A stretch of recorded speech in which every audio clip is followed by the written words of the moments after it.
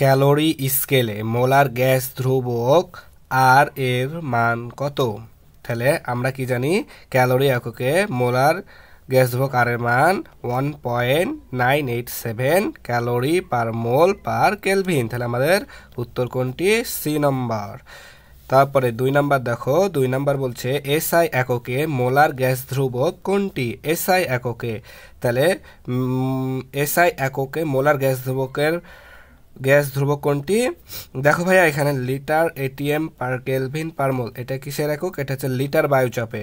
তারপরে দেখো C number erg per kelvin per mole, এটা কিসের? এটা হচ্ছে সিজিএস পদ্ধতিতে একক।